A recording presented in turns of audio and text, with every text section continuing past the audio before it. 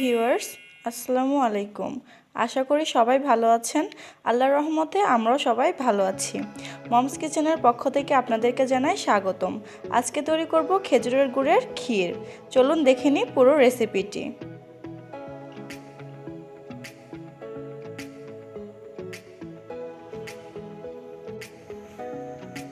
প্রথমে গরুর দুধটাকে জাল দিয়ে নেব।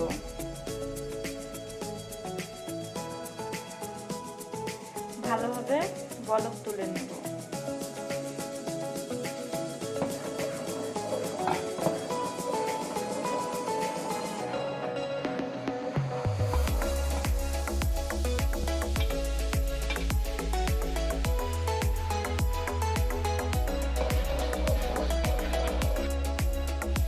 এবারে প্রেসারে চাউল দিয়ে নিলাম। এবারে পানি ঢেলে দেব।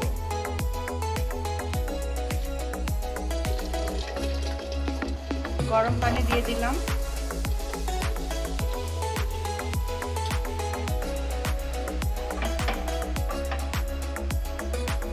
প্রেসারে দেওয়ার কারণে খুব দ্রুত হয়ে যাবে। এবার একে একে তেজপাতা দিয়ে নেব, দারচিনি দিয়ে নেব আর এলাচ দিয়ে নেব আর লবঙ্গ, সবকিছু দিয়ে নিলাম। এবার প্রেসারের ঢাকনাটা আটকাই দেব।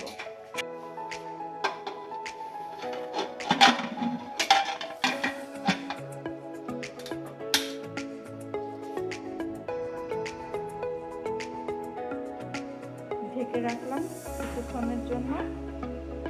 হয়ে গেলে নামিয়ে নেব।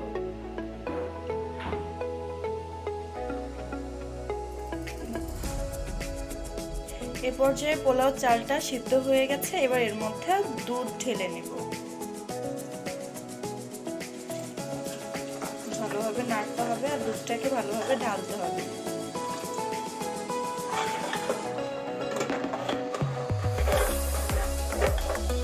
এবার এর মধ্যে কিশমিশ দিয়ে নেব।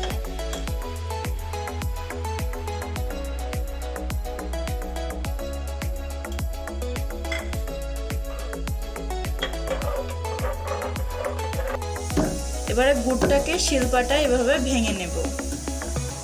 ভেঙে গুঁড়া করে নিয়ে ক্ষীরের চাউলের মধ্যে দিয়ে দিতে হবে।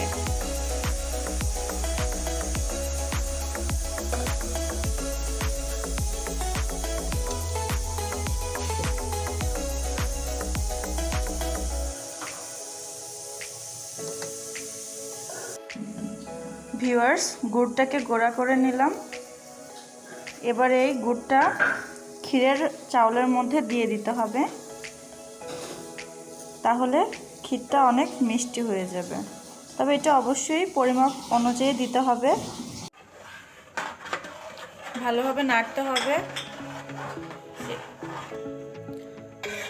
যেন নিচে না লেগে যায় আর ক্ষীরটা যেন না পুড়ে যায়। এজন্য খুব ভালোভাবে যত্ন সহকারে নাড়তে হবে।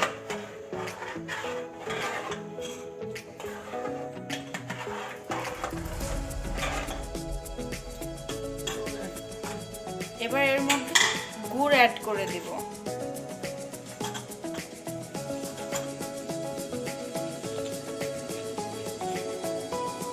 পরিমাণ মতো গুড় দিয়ে ভালোভাবে নাড়তে হবে।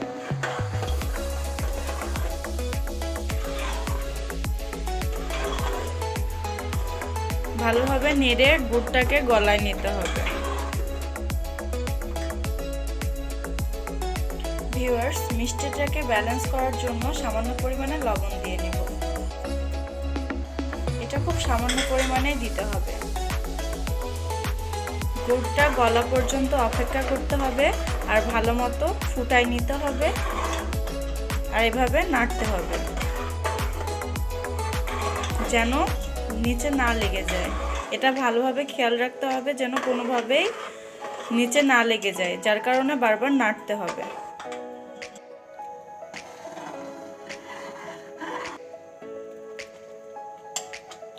এ পর্যায়ে ভালোভাবে নাড়তে হবে।